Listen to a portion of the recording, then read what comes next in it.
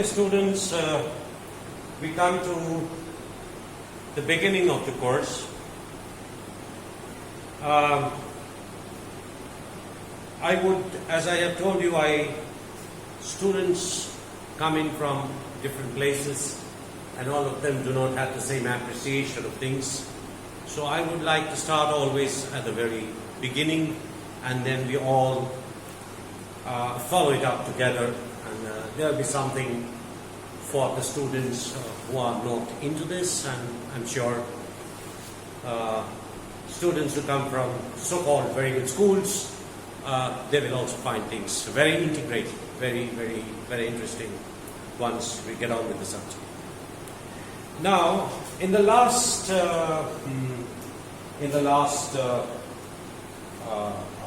upload that I sent to you, we talked a little bit about plate tectonics. We talked about crust-mantle systems.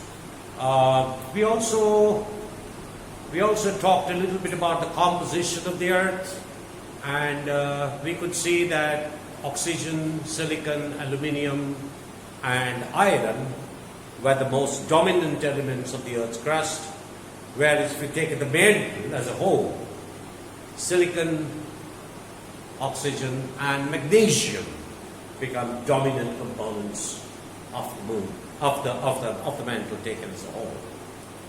So first we will take up, and we saw that in the periodic table, the elements are clustered at different points in the periodic table. So I'd like to see how, and we know that as you all know, that the crust formed from the mantle. So if there is a crust that is formed from the mantle, obviously there are certain materials that have been preferentially transferred into the crust, certain materials that have been retained in the mantle, and we would first like to know the mechanism of this process, what controls it. We will start at the micron level, and then we will go over to thermodynamic viewpoints, and then they will cross over to phase diagrams, and they will go to larger systems. But we start with very essential facts of elements that you see. First, allow me to write a table. I did not put up the table because I want you to understand it. Now, we'll write a few minerals: Si4+, Ti4+, Al3+, Fe2+, Mn2+, Mg2+. This space is too little. I will write it over again. The space is too small here. It's very difficult. Si4+, Ti4+, Al3+, Fe2+, Mn2+, Mg2+, Ca2+,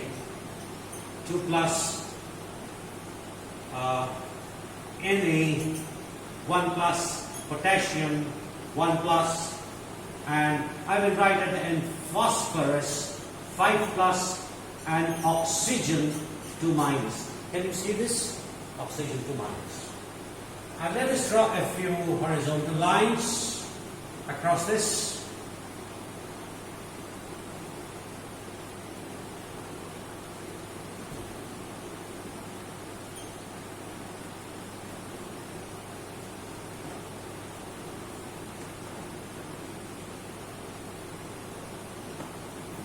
And we have the first column here.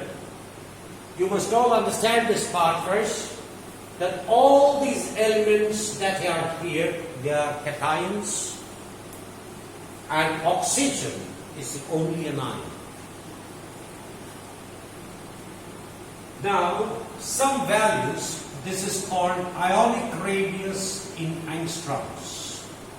Now, this is a small simplification, because ionic radius depends on several factors. These are more or less well-known, accepted values of ionic radius. I don't want to go into this more, but there are differences. So I take the column, and so I will write the values: 0.42 for silicon, Ti 0.68, aluminium 0.51, iron 0.74, manganese 0.80, magnesium 0.66, calcium 0.99, sodium 0.97, potassium 1.33, and I'm ignoring phosphorus because phosphorus occurs in very small amounts. In any way, 0.35, and oxygen 1.40 angstroms. Now this is an interesting feature. Silicon 0.42 angstroms, and then we have oxygen 1.40 angstroms. Remember, silicon, aluminium, oxygen, silicon, aluminium, iron, these are the dominant elements of the Earth's crust. Oxygen, silicon, magnesium, these are the dominant elements of the band. Now we'll add another column, and this is called, I think you have heard the name, very famous person, Pauling, Linus Pauling. He won 2 Nobel Prizes. He was aiming for the 3rd one when he left the Earth. And this is what is called electronegativity.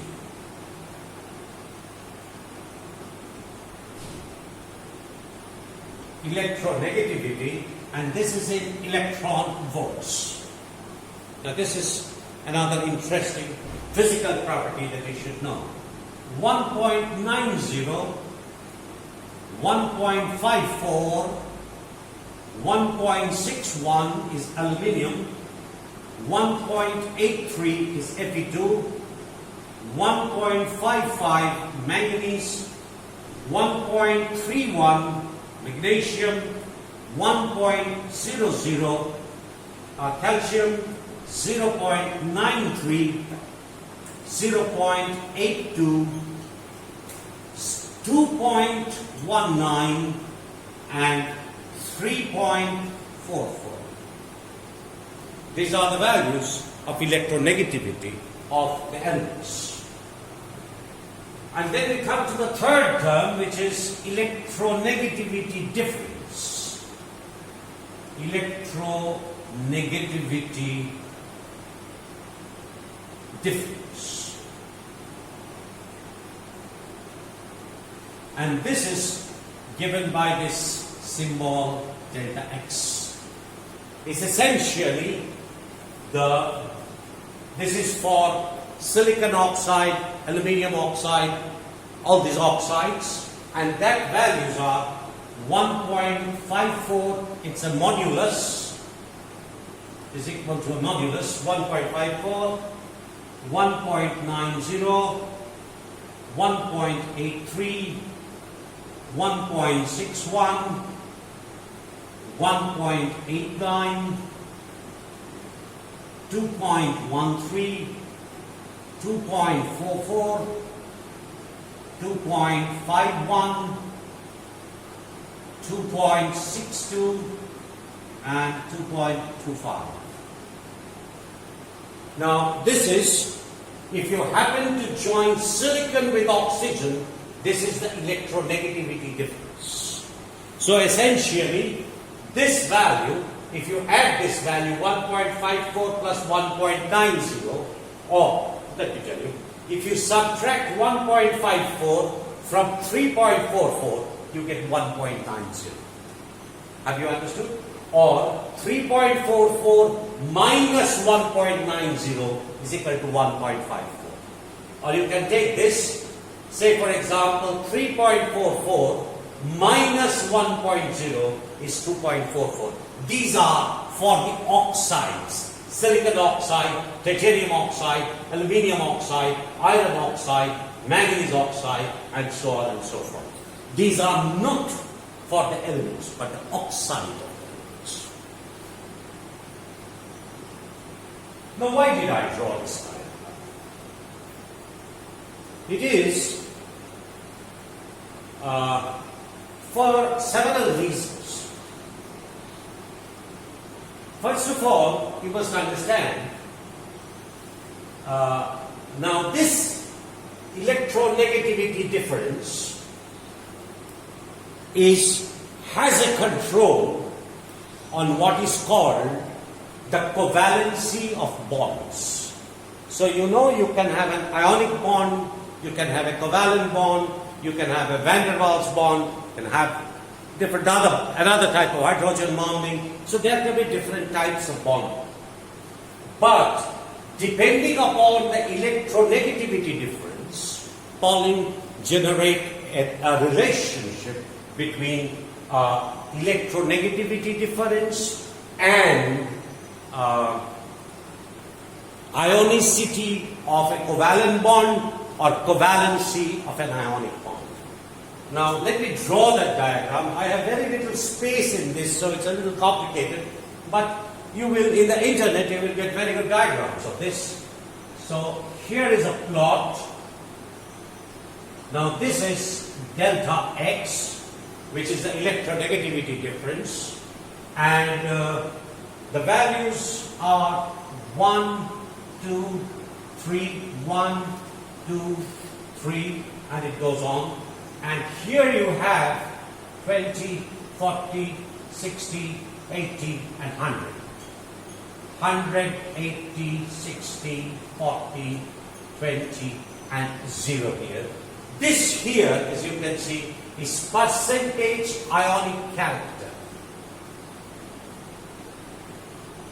Percent ionic character.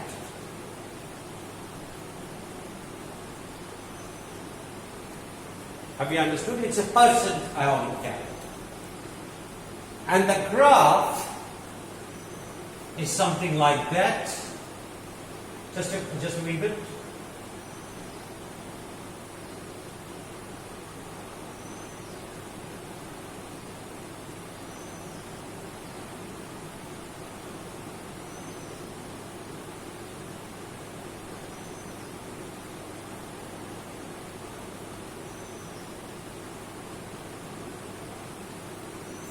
The graph goes like this. So this is the electronegativity difference, and this is the percentage of ionic character. So at 100% you have a complete ionic character. At 0% you have a complete covalent character. Now if you plot these delta X values, you can see they vary from roughly 1.54 to 2.62.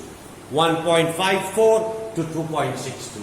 So if we do that, then roughly 1.54, 2.5, 2.62.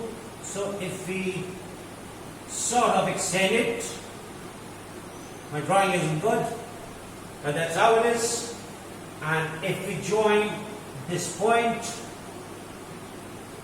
and if we join this point, so this is the range. If we take the electronegativity difference, this is the range over which the ionic and the covalency of the characters can be seen, how they will change. And you can see the most dominant oxide. Say for example, on the earth, the most dominant oxide is silicon dioxide, SiO2, because by weight, silicon, oxygen, silicon and aluminium and a little bit iron, these are the dominant elements by weight in the crust. But you know, density is equal to mass by volume, So volume is equal to mass by density. Now if you do that, then the density of silicon is at normal temperatures and pressures is equal to 2.33 grams per centimeter cube. And rho oxygen gas is 0.0828 grams per centimeter cube. So you see here, from the last slide, if oxygen is so high, it's about 47%, and if you have silicon here, 2.33, and oxygen 0.82, so you can see, if you take the weight percentages, say oxygen occurs at about 47%, and silicon about 27%. So that means 47 plus 27 is roughly adds up to 74. But that is by weight. If you take it by volume, then you can see, if you divide the oxygen part, it is divided by a very small number, but the silicon part is divided by a higher number. So what happens? The volume percentage of oxygen in the crust, volume percent, that means you're talking of space, is more than 90%.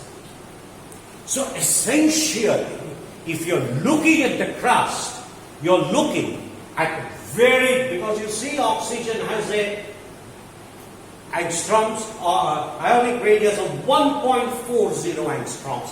They're very large. So if you're looking at the crust or even the mantle, you're essentially looking at large oxygen ions, and somewhere in the spaces between that, you have the other cations starting with silicon, aluminium, iron, the more dominant ones in the crust. Whereas in the mantle, if you look at it, then of course it is silicon, magnesium, and aluminium in that order. Have you understood? So essentially, if you are looking at the crust, the dominant matter that makes up the crust is silicon dioxide, SiO2 dioxide. So if it is so, then you can see here, silicon dioxide has a value of 1.54 angstroms. This is the electronegativity difference. So it's roughly like this. 1.54 is roughly here. And if so, then this value here, you see this value for silicon dioxide, which means it is 40% ionic and 60% covalent. 40% ionic is silicon and 60% of it is covalent. That means if you take the crust made up of large oxygen and small silicon atoms, by volume, by weight, whatever happens, you're looking at a crust which has a dominantly covalent characters. So what are the covalent characters? They are high, say for example, they have high melting temperatures.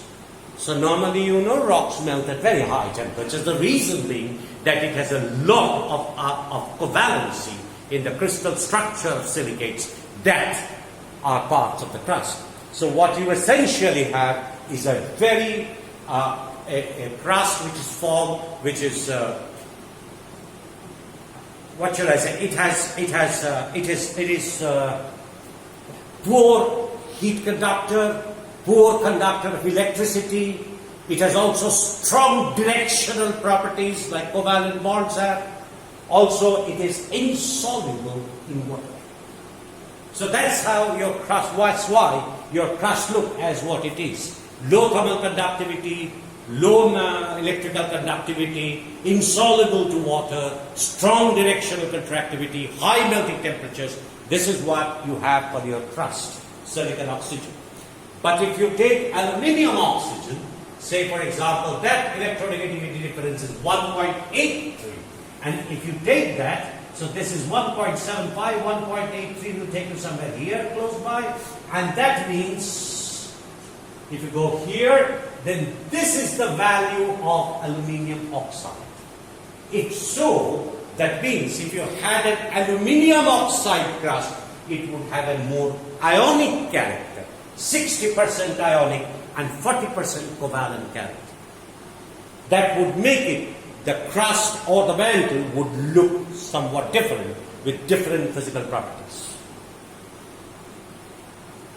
Have I been able to, if you have, okay, if you have any questions in the meantime, if you have any questions, you post it either to my email ID, which is already there, or you can post it through in the Google Classroom, and I will respond to it as soon as possible if you have any questions. So I will put it up in the post because everyone can see it then. But you can write your personal mail, it's not an issue. But I will post it always in the Google Classroom so everyone can see it. And I won't be quoting your letter, but what I will be doing is take the important point in your letter and address it in the post. So now we look at summarize a little bit of the crust.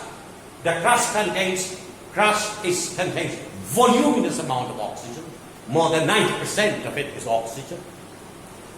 A smaller percentage is silicon. The other elements are almost very, very little in amount when you talk of volume percent.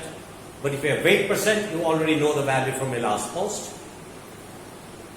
And the crust overall has 60% covalent character and 40% ionic character, which tells you that the crust is low thermal conductivity, low electrical conductivity, high melting temperature, directional properties, and of course insoluble in water.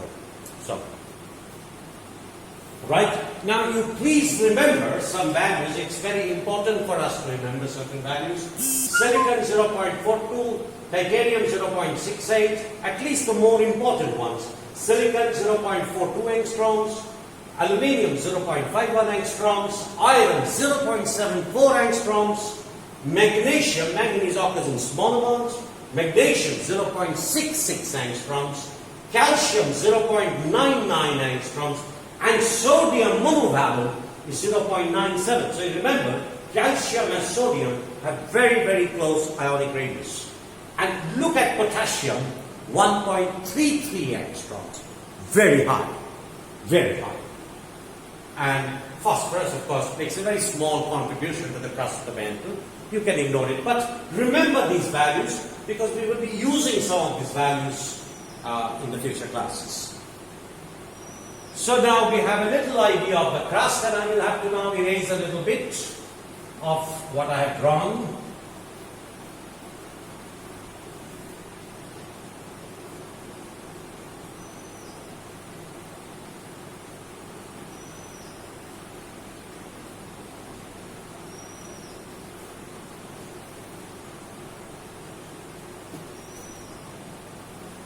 Into the details,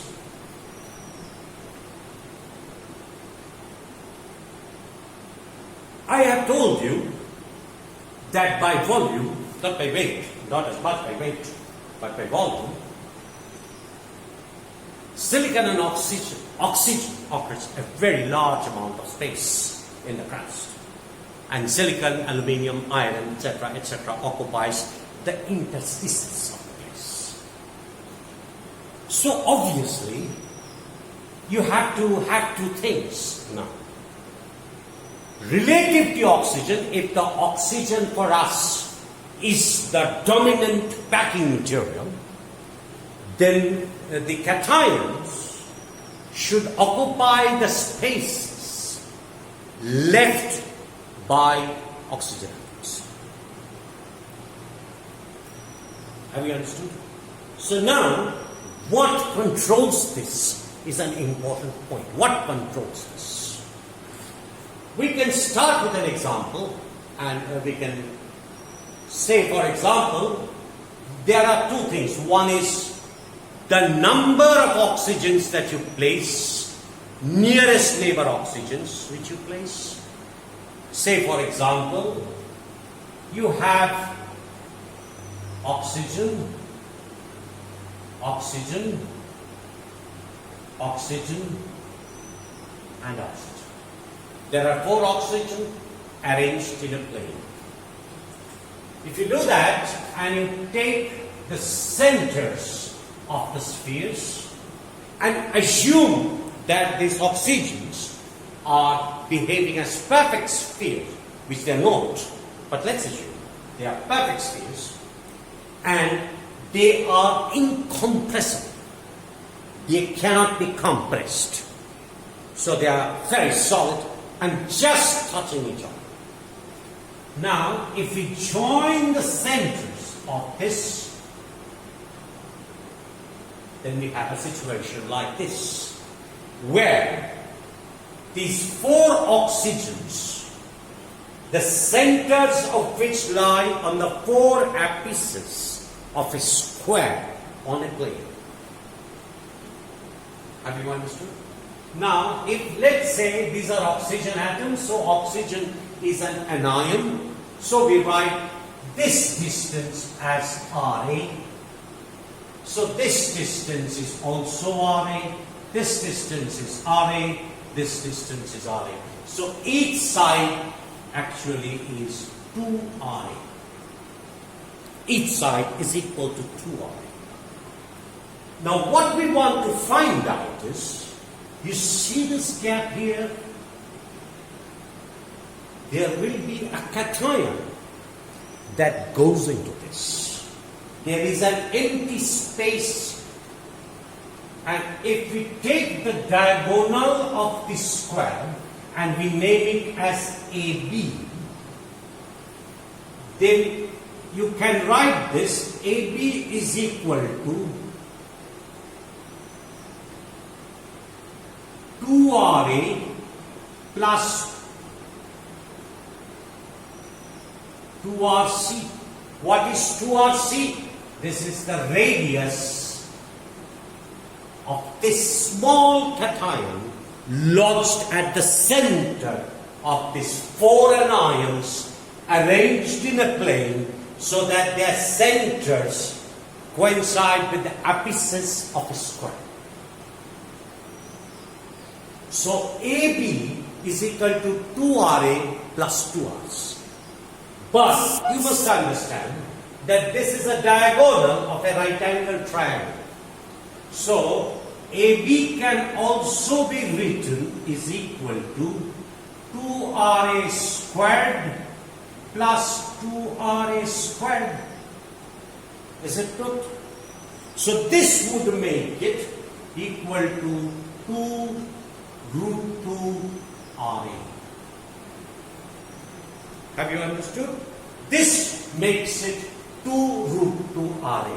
Therefore, from this, 2Ra plus 2Rc is equal to 2 root 2 Ra. Now, if we strike off these two values and we write Rc is equal to Ra into root 2 minus 1. This value now will be 0.414. So, we will come to this interesting relation. Rc by Ra is equal to 0.414. Now, this number is called the radius ratio. The radius ratio. Rc by Ra is called the radius ratio, and if it is this geometry, then Rc by Ra is equal to 1.40 angstroms. 0.414 is the value. Now, if oxygen is the anion, then the Ra value, if oxygen is the anion, then the radius of the cation will be 0.414 into 1.40 angstroms. And if this is so, then let me. So this will be, how much will be the value?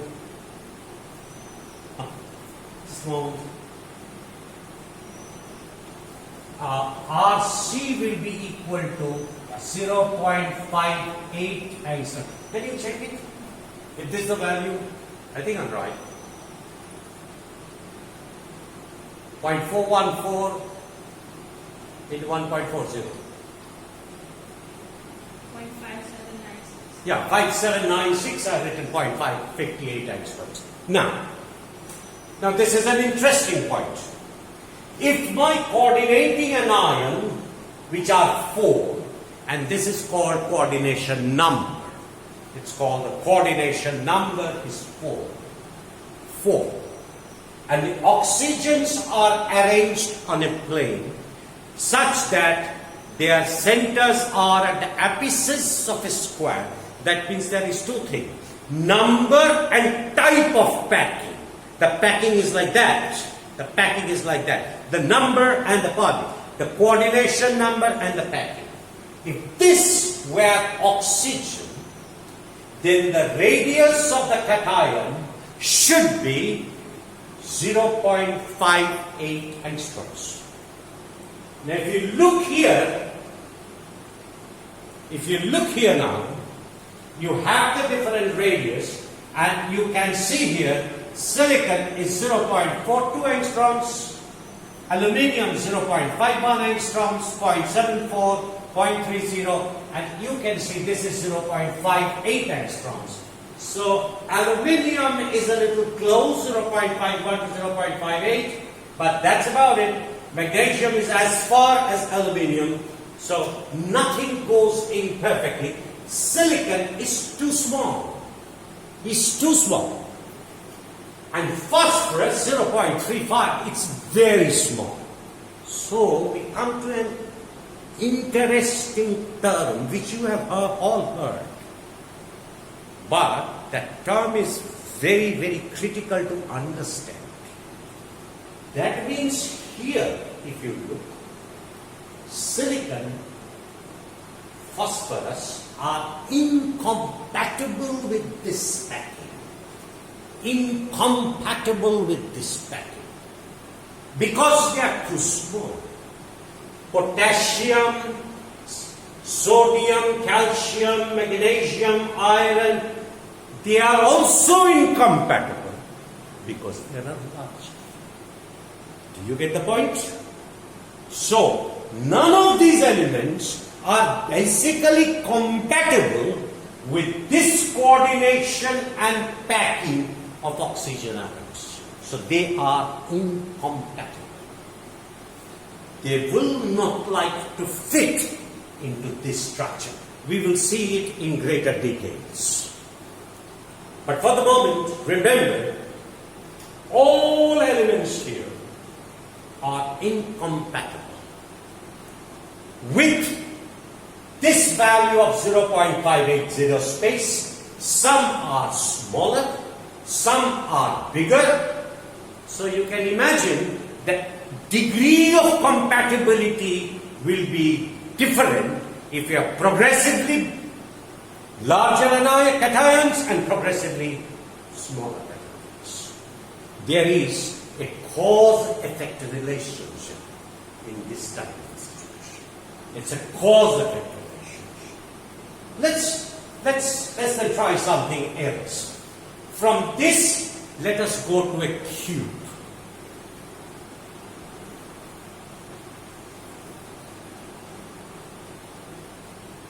And see what happens.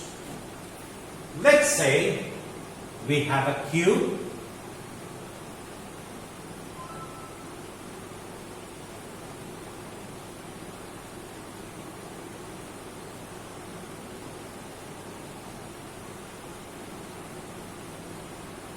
Let's have a cube.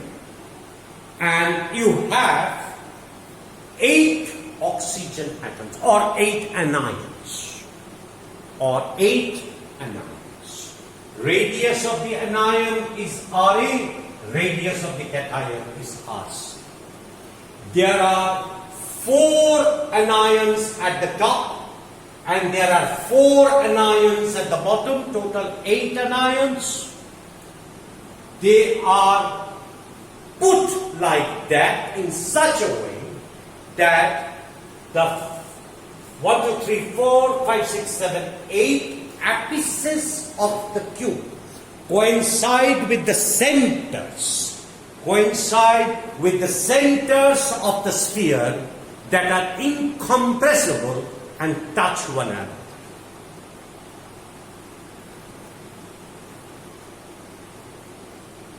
I repeat, you have 4 anions, you have 8 anions in total, and the centers of the anions coincide with the apices of the cube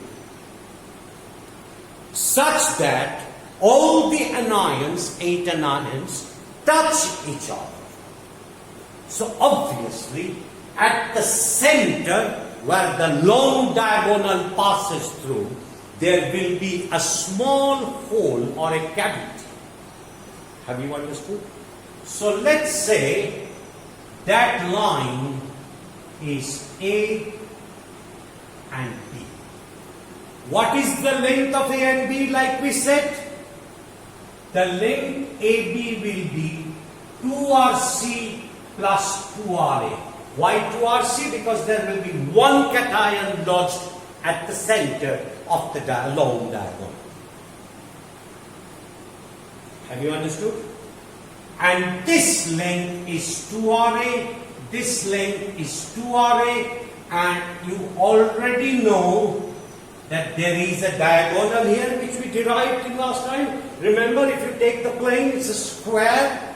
So we know that length is 2R2RA. 2R2RA. So we have a situation now where you can look at this side, and this diagonal. If you take this or this one, then AC square plus BC square is equal to AB square, or AB is equal to root over. What is AC square? 2RA whole square. And what is BC squared? We derived it. 2RA whole square. So if we take this, then we have root over 4RA squared plus 8RA squared.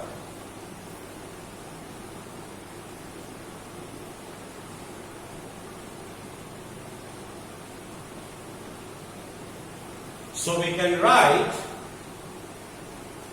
2RA, because it comes out, and then we have how much?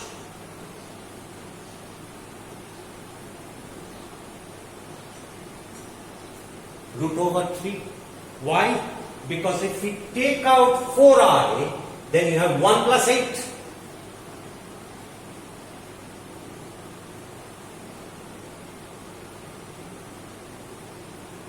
One plus 2, isn't it? If you take out 4RA squared, so if you take out of the square, it should be 2RA, and 1 plus 2, so it should be root 3. So AB should be 2RA root 3. So that means this should be 2RA into root 3. This way, it's 2RC plus 2RA, and this way, it's 2RA root 3. If we do this,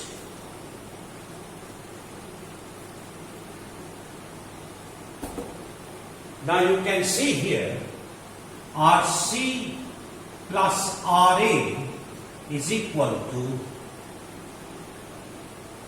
RA into root 3, or RC is equal to RA root 3 minus 1, and that means RC by RA is equal to 0.732. So, last time when we took 4 oxygen atoms lying on a plane, we found out that RC by RA is equal to 0.414. But now we have a structure where the coordination number is 8. When you have an 8-fold coordination number, a cubic system, system, then your RC by RA comes to as 0.732. And if the coordinating anion is oxygen, then RC would be equal to 1.40 angstroms into 0.732, and this value would be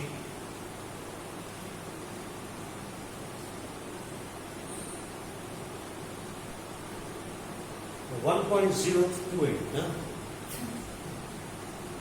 1.40 into 0.732.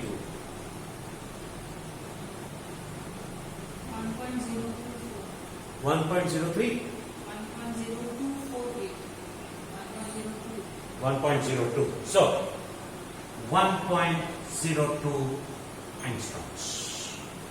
Now you see, look at this. You can see this value is very close to that of calcium. Is very close to that of calcium.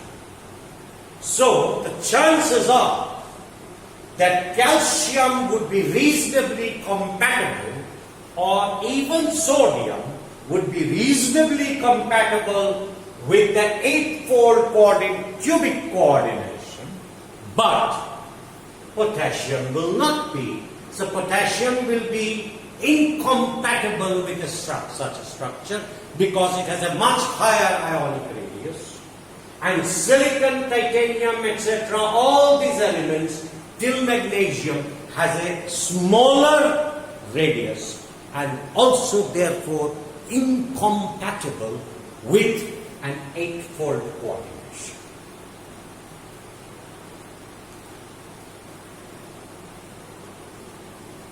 This proves one important thing. It proves that the crowding of the coordinating anions, or the coordination number of the coordinating anions, in our case it's oxygen, strongly controls the cation that can be lodged in the space that is vacant. So essentially, it depends. One way of doing it is the accommodation of a cation into such a structure would depend upon the number of nearest neighbor oxygens that you have. 2, 3, 4, 6, 8 neighboring atoms. So that would control admitting the cation into that site. All other cations will not be admitted because they don't have a similar size.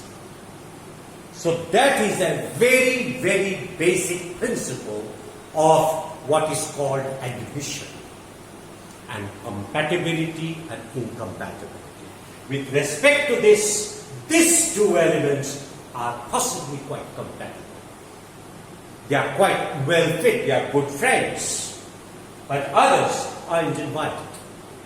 One because potassium because it's too large, and the other ones they're too small. That's why it's not so compatible. Having said this now, there is therefore, once we have established this, Pauli gave a very simple rule. So, this is radius ratio. This is coordination number. If you take this,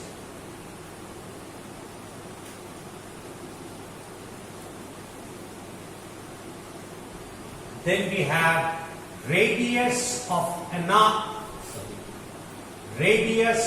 cation for Ra equal to 1.40 angstroms, and we drop a line here.